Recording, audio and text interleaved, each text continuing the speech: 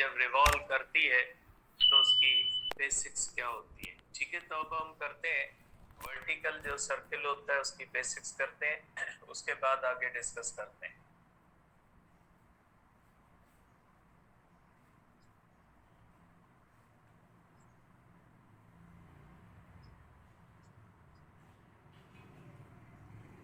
Vertical circular motion. देखिए बेटा, जो हॉरिजॉन्टल सर्कुलर मोशन होती है उसके ऊपर ग्रेविटी का कोई भी रोल नहीं होता। जैसे फॉर एग्जांपल कोई बॉडी इस तरह से रिवॉल्व करती है तो इसको कहा जाता है हॉरिजॉन्टल सर्किल। और जब इस तरह से ये जैसे पेन रिवॉल्व कर रही है, हॉरिजॉन्टल रिवॉल्व कर रही है, तो इसको ग्रेविटी डाउनवर्ड पुल करती है, लेकिन ग्रेविटी का इसके ऊपर कोई रोल नहीं होता, क्योंकि इस तरह से हॉरिजॉन्टल सर्किल के अंदर टेंजेंशियल वेलोसिटी और ग्रेविटी एक दूसरे से परपेंडिकुलर होती है। और आपको पता है कि जब ग्रेविटी परपेंडिकुलर होती है वेलोसिटी के साथ, तो ग्रेविटी उस मोशन के ऊपर कोई भी असर नहीं रखती। और हमने पढ़ा भी है कि जो सर्कुलर मोशन हमने पढ़ी है उसके अंदर हमने एंगुलर डिस्प्लेसमेंट पढ़ा, एंगुलर वेलोसिटी या मुख्तलिफ चीजें पढ़ी। वहां पे किसी भी जगह पे ग्रेविटी का कोई भी फैक्टर या कोई भी असर हमने नहीं पढ़ा है, क्योंकि आपके बुक के अंदर जो सर्कुलर मोशन दी गई है वो सर्कुलर मोशन की जो पॉइंट्स दी गई है वो रिलेटेड है हॉरिजॉन्टल सर्कुलर मोशन के साथ।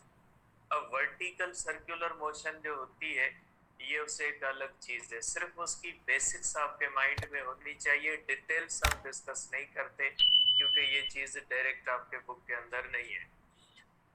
अब ये वर्टिकल सर्कुलर मोशन होती कहाँ पे है? जैसे मुख्तलिफ झूले वगैरह होते हैं ना, इस तरह से वो जब इस तरह से रोटेट करते हैं तो उनके अंदर होती है वर्टिकल सर्कुलर मोशन।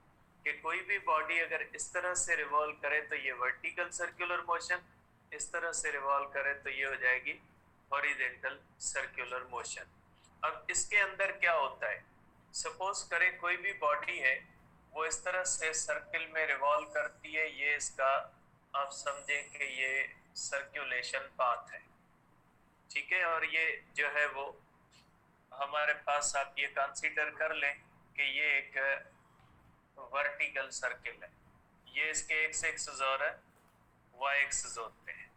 ठीक है, अब अगर कोई भी ऑब्जेक्ट है ये यहां से स्टार्ट करता है, ये एक ऑब्जेक्ट है, ये किस पोजीशन पे, ये पोजीशन पी पे है। ठीक है, ये ऑब्जेक्ट पोजीशन पी पे और इस तरह से रिवॉल्व करता है इस तरह से।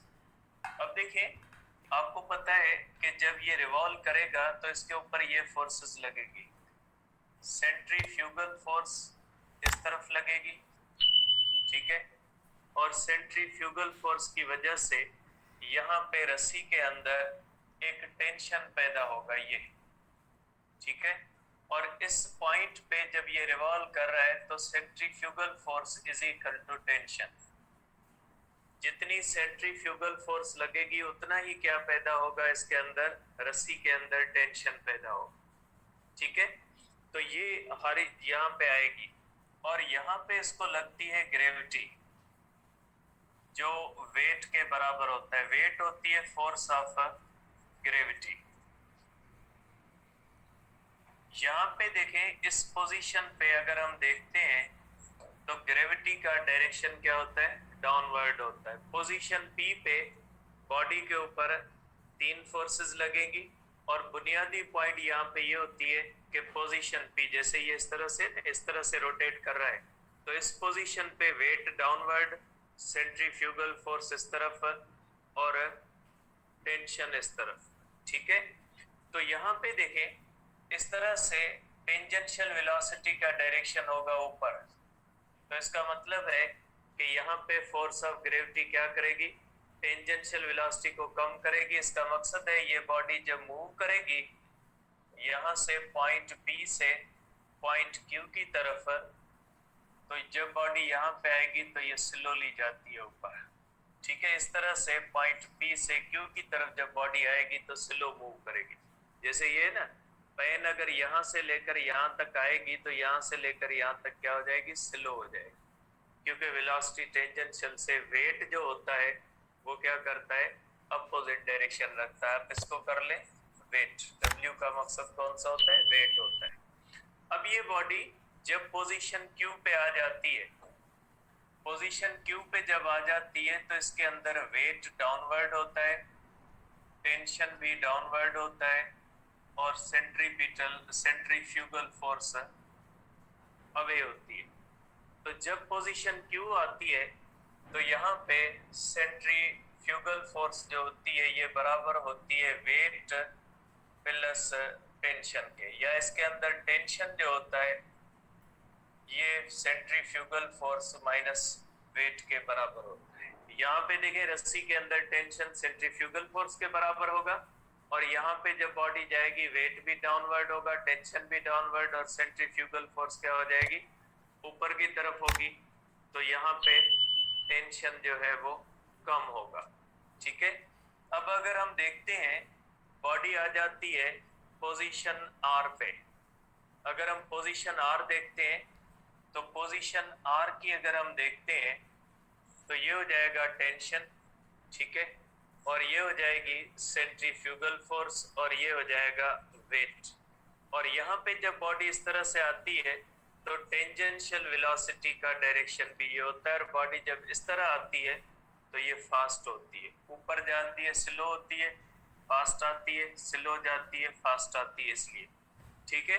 अब इस कंडीशन के अंदर जो सेंट्रीफ्यूगल फोर्स है ये टेंशन के बराबर है। ठीक है।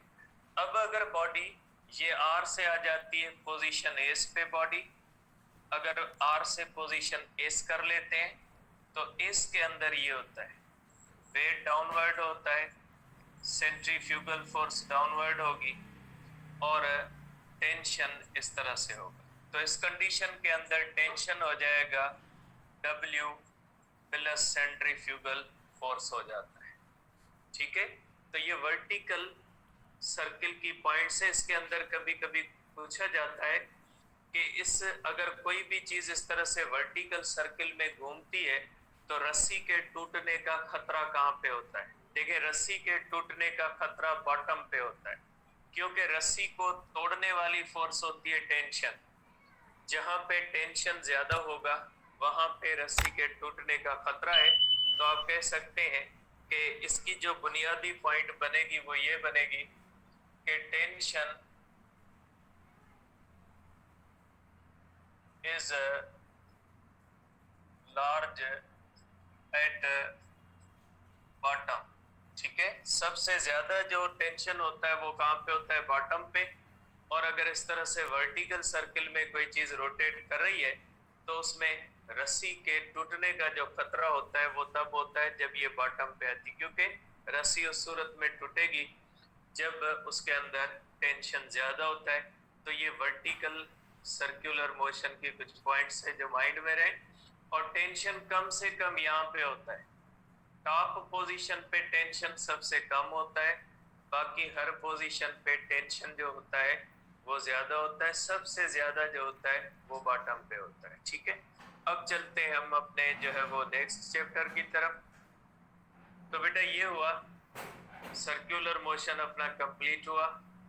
चैप्टर 5 का पीएमसी के अंदर चैप्टर 5 इंक्लूडेड नहीं है, चैप्टर 6 भी इंक्लूडेड नहीं है। दोनों चैप्टर जो फर्स्ट ईयर के हैं वो पीएमसी के सिलेबस के अंदर इंक्लूडेड नहीं है। और आपको पता है कि हम यहाँ पे पीएमसी का सिलेबस ही पढ़ेंगे और जो इंजीनियरिंग वाले हैं उनको चैप्टर 5 और चैप्टर 6 जो है वो मैं अलग पढ़ाऊंगा। ठीक है। बाकी जो चैप्टर 7 है उसको स्टार्ट करते हैं चैप्टर 8, उसके बाद कोई भी चीज़ आपकी पीएमसी के सिलेबस के अंदर